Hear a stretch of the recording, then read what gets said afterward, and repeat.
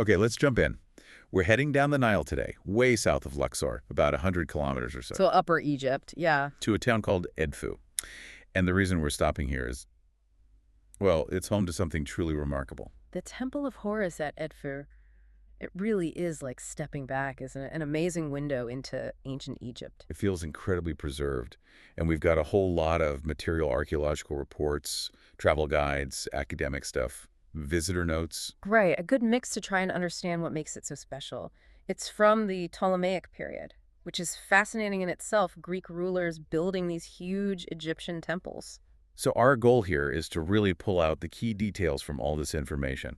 We want to get a clear picture of its history, the architecture, which is stunning, its religious meaning, and, what it's actually like to be there today. Exactly. We want to figure out why this one survives so well and what it can still teach us. There are ongoing discoveries even now. Okay, so first, Edfu itself. Where exactly is it? It's on the west bank of the Nile in this fertile agricultural area, lots of irrigation. They're known for sugarcane and historically pottery too. And geographically, it's kind of strategically placed, isn't it? Yeah, roughly halfway between Luxor and Aswan. Big tourist hubs. Which makes it a very common stop for Nile River cruises. The sources mention people find those cruises really relaxing, actually. Calmer than the ocean. Definitely. And not just the big boats, those smaller sailing boats, the dahabias, they often stop there too. Gives you a different perspective, maybe. But the history here goes way deeper than just the temple we see now. There's this archaeological mound nearby. That's right, Tel Edfu. It's the remains of the older town, the earlier settlements and temples. And excavations there show people lived there continuously right back to the Old Kingdom. Old Kingdom. So we're talking like 2800 BC. Around then, yeah. So this spot on the Nile has been important for a very, very long time. Millennia. Which brings us to the main attraction, the Temple of Horus that stands today. It's Ptolemaic, you said. Correct. Built during the Ptolemaic kingdom. That's the dynasty started by one of Alexander the Great's generals after his death. They ruled Egypt from about 305 BC until 30 BC. Ending with Cleopatra VII, the famous one. Exactly. Her defeat marked the end of Ptolemaic rule and the start of Roman Egypt. And for this temple, they actually know the start date. They do remarkably precisely. Construction began on August 23rd, 237 BC. That was under Ptolemy III Euergetes. August 23rd. Wow. But it wasn't finished quickly. Oh no, far from it. It took almost 2 centuries. It wasn't fully completed until 57 BC? 57 BC, so that's under Ptolemy XII Auletes, who was, interestingly, Cleopatra VII's father. So the project spanned generations of these Greek rulers. Incredible. And they weren't building on an empty plot of land. It stands on the site of an older, smaller Horus temple. Ah, okay. Yeah, there's even inscription evidence pointing to earlier work, maybe on a pylon during the New Kingdom. Rulers like Ramesses I, Seti I, Ramesses II, they were active on this site too. So the Ptolemies were consciously building on a place that was already deeply sacred. Absolutely, layer upon layer of history. Now, the preservation. You walk in there, and compared to somewhere like Karnak, parts of which are ruins, Edfu looks almost complete. Why? Well, 2 big reasons. One, as we said, it's younger than Karnak or Luxor. It was built much later. Okay, that makes sense. But the main reason, the really critical one, is that it got buried, completely buried. Buried, how? Under about 12 meters, that's over 40 feet of desert sand drifting in, and silt from the Nile floods. 40 feet? Yeah. After the Roman Emperor Theodosius banned non-Christian worship around 391 CE, temples like Edfu were abandoned. The site just disappeared over the centuries, covered up. So nature basically put a protective layer over it. Pretty much. Sealed it away from the elements, from stone robbers, everything. It became this huge mound of sand. People even built houses on top of it later. They lived on top of a hidden temple. Without knowing it was there, yes. Just part of the landscape. Wow. So when did people realize what was underneath? It was spotted, or at least identified as something significant, by the French expedition with Napoleon in 1798.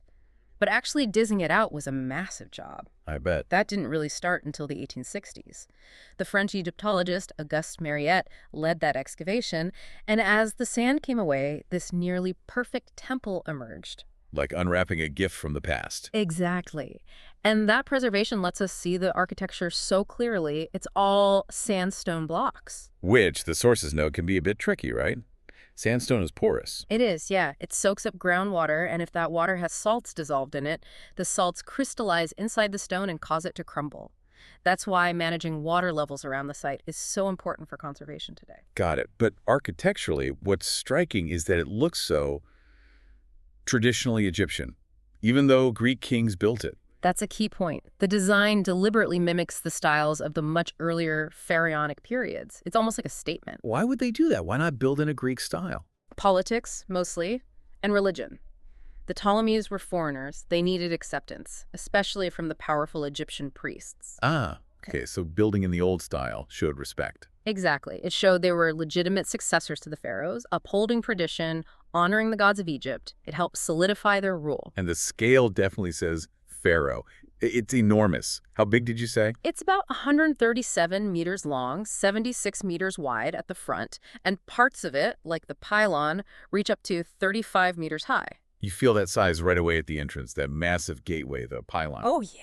It's huge. 36 meters high, over 118 feet, just dominates the view. And it's not just blank stone, it's covered in carvings. Massive relief carvings. You see Ptolemy XII in the classic pose, smiting Egypt's enemies. It's pure pharaonic propaganda, basically. Asserting his power in the traditional way. Precisely. And other reliefs show him entering the temple, being purified by Horus and Thoth, wearing the double crown of Upper and Lower Egypt.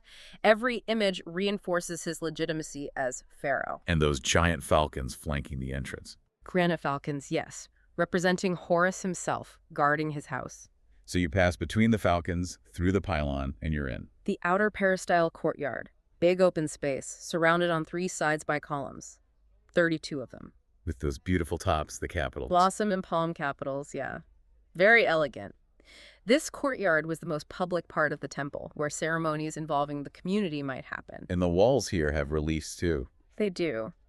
One famous one shows the Festival of the Beautiful Meeting, where the statue of Hathor from Dendera would travel to Edfu to visit her consort, Horus. It's like a snapshot of an ancient festival. Amazing. Then you move deeper inside. Yes, into the hypostyle halls. First the outer, then the inner, supported by massive columns, 12 in each. And crucially, the roofs are still there. That makes a huge difference to the feeling inside. The ceilings are intact, so you get this sense of enclosure, the way the light filters down. It's much more atmospheric than temples open to the sky. It really transports you. And off these halls, there were other rooms. Lots of them, specialized chambers. Sources mention a library for sacred texts. A library in a temple? Yes, holding the scrolls needed for rituals and theology. There was a hall of consecrations, even a sort of laboratory. A lab? For what? For preparing the special incenses and perfumes used in the temple rituals. They had recipes inscribed on the walls. No way. The instructions were right there. Some of them, yes. These rooms also stored temple treasures. The inscriptions weren't just myths or decorations, they were practical guides for the priests performing their duties. Incredible. So past the halls and side rooms. You go through a couple of antechambers, rooms where priests would leave offerings, and then you reach the heart of the temple. The sanctuary. The holiest place. It still has the polished granite shrine, the naos, that once housed the cult statue of Horus, which would have been made of gold or gilded wood. And the boat? There's a wooden boat there. There is, but it's a replica of the sacred bark. The original boat, which was used to carry the statue in processions during festivals, is now in the Louvre in Paris. Ah, okay. And around the sanctuary. There's a corridor, an ambulatory, that gives access to about 13 smaller chapels, likely dedicated to various aspects of Horus or associated deities. The whole plan is very logical, leading you step by step from the mundane world outside towards the divine presence within. The level of detail everywhere, especially the carvings and text, is just staggering. It really is. The sources say pretty much every wall surface is covered. It contains one of the largest collections of hieroglyphic inscriptions and relief scenes of any Egyptian temple. Texts going way back. Some of the religious texts inscribed here have origins that scholars trace back to the Old Kingdom, maybe even the 3rd millennium BC. It's like an archive carved in stone. And recent work is revealing even more, isn't it? They're finding colors. Yes, that's incredibly exciting. Restoration projects have been carefully cleaning the interior reliefs, removing centuries of soot and grime. Soot from ancient lamps. Likely, yes, and just general buildup. And underneath, they're finding traces of the original vibrant paint. So we can start to see it as the ancient Egyptians did.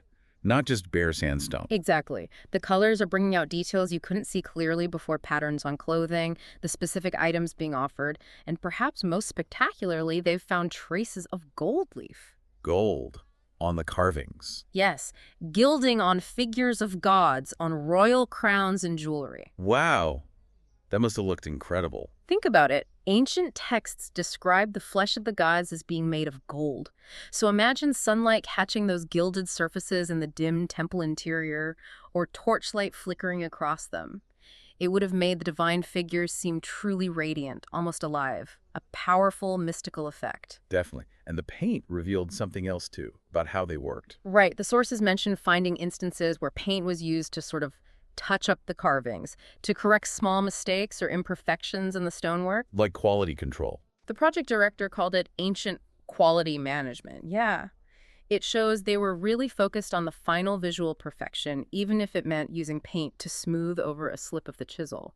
A little insight into their craft. They also found actual paintings, not just painted reliefs. Yes, in the Holy Shrine area, they found wall paintings, including some surprising landscape scenes, and also examples of priests writing in Demotic script, which was the everyday script used later in Egyptian history. The layers just keep adding up. Yeah. And the reliefs themselves, they show specific things. Oh, absolutely.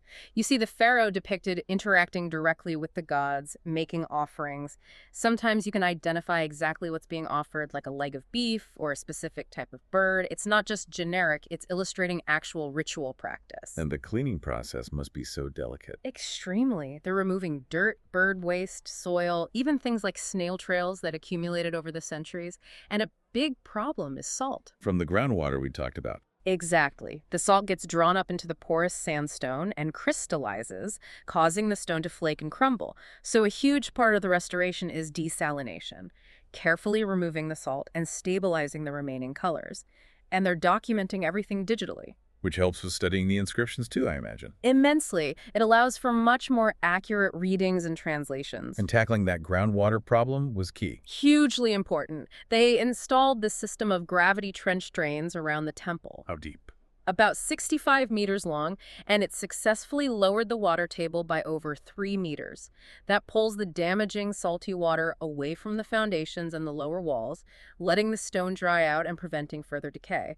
It was a major conservation victory. So beyond the amazing building itself, what was its function religiously? It was a primary center for the worship of Horus, the falcon god, son of Osiris, seen as a protector, a divine ruler. This was his main house, so to speak. So people came here to worship him. Yes, to make offerings, pray, participate in the big festivals. It was the focal point of the Horus cult for the whole region and really for much of Egypt. And the design, the texts, they reflect core Egyptian beliefs. Absolutely. Ideas about cosmic order, ma'at, the divine nature of kingship, the importance of rituals, the journey to the afterlife, respect for nature represented by the gods, it's all woven into the fabric of the temple. Were there specific trends in religion at that time during the Ptolemaic period?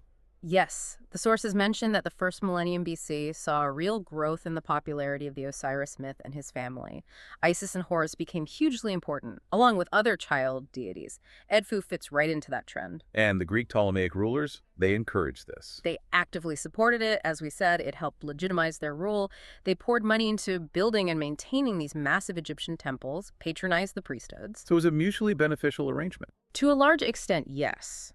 The Ptolemies gained legitimacy. The priesthoods gained resources and influence. The Ptolemies even integrated worship of themselves, the ruler cult, into the Egyptian temple rituals. Oh, interesting. So temples like Edfu weren't just religious centers. They became major centers of learning, preserving ancient Egyptian texts, knowledge, and traditions during a time of foreign rule. Okay, so fast forward to today. Who visits Edfu? What's the experience like? It appeals pretty broadly. Anyone interested in history, architecture, ancient religions, families too. Because it's so complete, it's maybe easier to grasp the layout and imagine it in use compared to more ruined sites. And getting there, mostly the cruises. That's very common. But you can also arrive by train or bus to Edfu town. Taxis are around, including those little motorized rickshaws, tuk-tuks. Right. And a lot of people traveling by road between Luxor and Aswan arrange for their taxi driver to stop off at Edfu for a few hours. It's a standard thing to do. Good tip. What about the best time to go? weather-wise? Definitely aim for the cooler months if you can. October through April is generally pleasant. Late spring, like April, May, is okay too. Avoid summer. If possible, yes. May to August gets incredibly hot. We're talking over 40 degrees Celsius, 104 Fahrenheit, easily. Winter days, December to February, are mild, maybe 20, 25 C, but the nights get surprisingly cool, down to 10 C or lower. And watch out for the wind. In spring, especially March and April, you can get the come-sin wind, hot, sandy, and unpleasant. So, standard advice, always bring a hat, sunglasses, sunscreen, plenty of water, wear comfortable shoes. And in the hot season, visit first thing in the morning. Are there any downsides mentioned by visitors? Some sources mention concerns about the condition of the horses used for the kaleshes, the carriages that take people from the boat docks to the temple, and it can get very crowded, particularly when several large cruise ships arrive at the same time. Right. Though if you happen to be staying overnight in Edfu town, some sources mention a sound and light show in the evening, which could be a way to see it with fewer people and in a different atmosphere. And inside the temple complex, there's something else to see. A nilometer. Yes, there's a nilometer. It's basically a staircase going down to a well connected to the Nile with markings on the wall to measure the height of the annual flood. A practical tool right there in the sacred precinct. Shows how vital the Nile's flood cycle was for everything: agriculture, economy, life itself. And as we discussed, conservation is key, like that groundwater project. Absolutely. Ongoing work is essential to protect this unique structure, especially the sandstone, from salt damage and ensure it survives for future generations. So we have this incredible temple built by Greek rulers, but looking thoroughly Egyptian. That cultural interaction is fascinating. It really is. Edfu is a prime example of the Ptolemies choosing to adopt traditional Egyptian forms, likely for those political and religious reasons. But it wasn't always that clear-cut. How so? In other areas, particularly sculpture, the sources say the Ptolemies sometimes used purely Greek styles, sometimes purely Egyptian, and sometimes deliberately mixed styles, depending on the context and the audience they were trying to reach. So a more complex picture than just copying Egyptian styles. Definitely. And outside the main royal center of Alexandria, you see the local Egyptian elites also starting to adopt mixed Greco-Egyptian styles over time. There was a definite cultural fusion happening, but it played out differently in different places and art forms. So Edfu represents one major strategy, adopting the traditional style wholesale. But it's part of a broader, more nuanced interaction between Greek and Egyptian culture. Exactly. It highlights just how complex that relationship was. So bringing this all together, Edfu isn't just an old building. It's this incredibly detailed, carefully planned structure. It had vital roles: religious, political, even as a repository of knowledge. And its amazing preservation lets us see things we just can't see at many other sites. The grand scale, yes, but also those tiny details, the ritual instructions on the walls, the newly revealed colors, the glint of gold. It feels very alive. It really does. And it reminds us that even the places we think are completely understood can still offer up surprises when we look closely or when new techniques allow us to see them differently. Absolutely. The story isn't finished. And maybe a final thought to leave people with. When you consider that incredible density of information carved into the walls, not just myths, but specific instructions, recipes, maybe even those paint corrections, what does that sheer dedication to detail tell us? What does it suggest about the value they placed on getting things exactly right, on tradition, on recording knowledge, so precisely within those sacred spaces? It seems like more than just building. It was about embedding their entire worldview in stone.